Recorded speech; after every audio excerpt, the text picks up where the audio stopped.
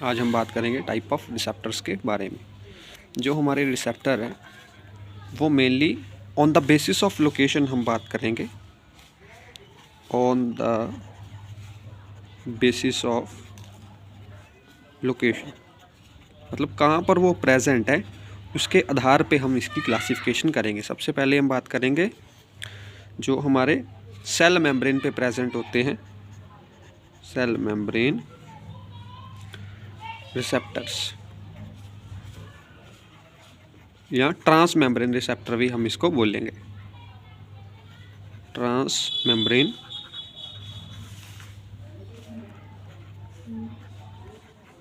Receptor हमने last video में भी डिस्कस किया था कि ट्रांस मेम्ब्रेन रिसेप्टर वो होते हैं जो हमारी मेम्ब्रेन के आर पार चले जाते हैं।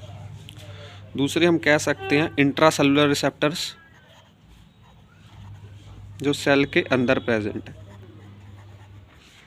सेल के अंदर में भी हम बात करेंगे, एक तो वो हो सकते हैं न्यूक्लियर रिसेप्टर जो हमारी न्यूक्लियर मेम्ब्रेन के अंदर प्रेजेंट होंगे।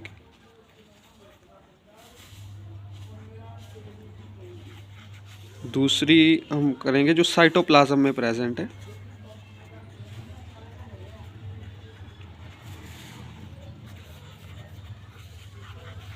और तीसरी जो कैटेगरी हम इस पर बात करेंगे एक्स्ट्रा सेलुलर रिसेप्टर या एक्सट्रिंसिक रिसेप्टर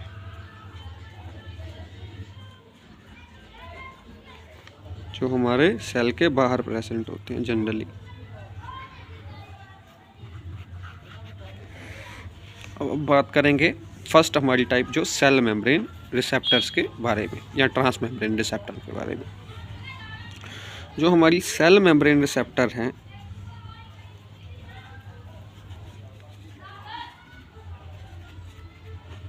उसकी हम क्लासिफिकेशन करें तो उसमें क्या है कि एक होते हैं वन पास रिसेप्टर जो सिर्फ एक बार जो हमारी सेल मेम्ब्रेन को क्रॉस करते हैं। समझाने के लिए मैं आपको बता सकता हूँ कि जैसे ये सेल मेम्ब्रेन है और ये हमारी लाइगैंड डोमेन है और ये हमारा इफेक्टर डोमेन है कि इसमें आप देख सकते हैं सिर्फ एक बार ही हमारी सेल मेम्ब्रेन को क्रॉस किया है इस प्रोटीन ने। ठीक है, तो ये वन पास रिसेप्टर हो गए। इस एग्जांपल हम कह सकते हैं जो ग्रोथ फैक्टर वाले रिसेप्टर होते हैं या फिर सिंपली इंसुलिन रिसेप्टर जो होते हैं।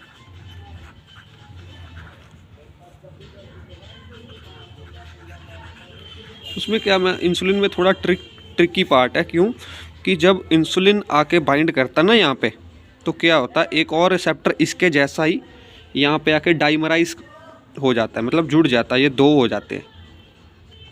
तब इंसुलिन जो आगे जाता है ये थोड़ा इसमें डाइमराइजेशन होती है, डाइमराइजेशन। अब हम बात करेंगे जो हमारे सेकंड टाइप है इसमें सेल मेम्ब्रेन रिसेप्टर के अंदर, वो है 4 to 5 पास रिसेप्टर।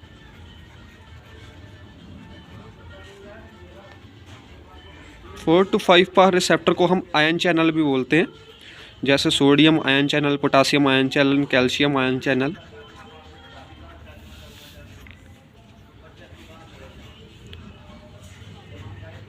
अगर हम इसकी डायग्राम बनाएं तो हम देख सकते हैं कि ये सेल मेम्ब्रेन को 4 से 5 बार पास करेगा, 1 2 3, 1 2 3 4 और ये 5। जो इधरली साइड है वो इफेक्टर डोमेन है, हमने लास्ट वीडियो में भी डिस्कस किया था। और ये जो साइट होती है वो लाइगैंड डोमेन होती है जिससे आके हमारा कोई भी हार्मोन या बायोमोलिक्यूल आके जुड़ता। ठीक है, 4 to 5 पार रिसेप्टर मैंने आपको बता दिया कि आयन चैनल होता है जिसमें calcium ion channel, potassium ion channel या सोडियम आयन चैनल होते। उसके बाद हमारा होता है 7 पास रिसेप्टर। ये बहुत इम्पोर्टेंट रिसेप्टर है। ये इम्पोर्टेंट क्यों है? क्योंकि जो हमारे जी प्रोटीन कपल रिसेप्टर है वो भी 7 पास रिसेप्टर ही होते हैं। इसको सर्पेंटाइन रिसेप्टर भी बोलते हैं, सर्पेंटाइन रिसेप्टर। या इसको जी प्रोटीन कपल रिसेप्टर, जी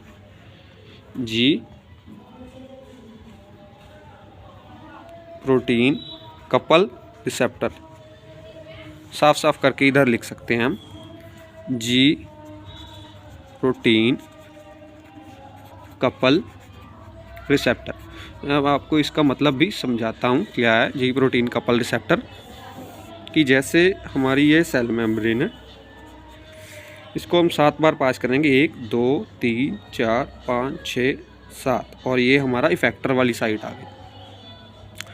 जनरली क्या है कि ये साइट ऐसे प्रेजेंट होगी और इधर कुछ लगे होंगे स्ट्रक्चर जो मास्क किए हुए हैं, मतलब यहाँ पर जो प्रोटीन है ना, जी प्रोटीन, ये इससे जुड़ नहीं सकता क्योंकि ये अंदर वाली साइड है जो ये 2 स्ट्रक्चर। पर जब यहाँ पर हमारा आके रिसेप्टर जुड़ जाएगा तो ये स्ट्रक्चर कुछ ऐसा हो जाएगा कि घूम के ये स्ट्रक्चर बाहर आ जाएंगे। जब ये बाहर आके जी प्रोटीन से जुड़ जाएंगे ये स्ट्रक्चर, तो आगे जो रिस्पॉन्स सेल के पास जाएगा, क्या जो हमारा साइक्लिक एएमपी को इंक्रीज़ करना है और आगे जो फंक्शन करवाने हैं। ये बहुत इंपॉर्टेंट है। वेरियस एग्जामिनेशन में पूछा भी गया कि जो जी प्रोटीन कपल रिसेप्टर है ये कितने पास होते हैं। ये 7 पास रिसेप्टर है। 7 पास मतलब ये 7 बार हमारी सेल मेम्ब्रेन को पास करते हैं। इस पे हम बात करें तो इसकी एग्जांपल पे हम आएंगे थोड़ा बाद में। इसके बाद एक होता है हमारा 12 पास रिसेप्टर। 12 पास रिसेप्टर 12 पास रिसेप्टर, उसके नाम से पता लग रहा है कि ये 12 बार हमारी सेल मेम्ब्रेन को पास करेगा। इसका रोल कहाँ पे है? इसका रोल हम बात करेंगे कि ये हमारा मान लो एक न्यूरॉन है, ये डेंड्राइट्स हैं उस न्यूरॉन के, ये सेल बॉडी है, ये एक्सॉन है और ये एक्सॉन टर्मिनल है। ये डेंड्राइट, ये सेल बॉडी या सोमा है न्यूरॉन की, ये एक्सॉन है और ये नर्व एंडिंग है। अब क्या है दोस्तों, हम न्यूरो एंडिंग को ही थोड़ा बड़ा करके बना लेंगे। यहाँ पे इसमें होते हैं साइनेप्टिक वेसिकल्स, मतलब इसमें न्यूरोट्रांसमीटर या कोई केमिकल भरा होता है इन वेसिकल्स में, और ये इसमें रिलीज़ करती हैं और अगले न्यूरॉन के जो डेंड्राइट्स है उस पे जाके ये चिपकेंगे और आगे जाके जो हमारा मैसेज है, इम्पल्स है, वो आगे अगले न्यूरॉन के पास जाएगा। अब क्या है कि जो हमारे न्यूरोट्रांसमीटर जैसे एड्रेनालिन, नॉर एड्रेनालिन या फिर डोपामीन, ये हमारे क्या है कि एक बार अगर यहाँ से रिलीज़ हो गए तो जब हमारा एक्शन पूरा हो गया तो यही जो केमिकल है इसको दोबारा रिस्टोर करके इसके अंदर डाला जाता है, जो हमारी साइनेप्टिकल वेसिकल्स हैं। तो यहाँ पे ये रिसेप्टर मान लीजिए आप प्रेजेंट होंगे, तो इस रिसेप्टर के थ्रू जो हम रीअपटेक करवाएंगे अपने मोनोअमीन्स का, रीअपटेक्स ऑफ न्यूरोट्रांसमीटर।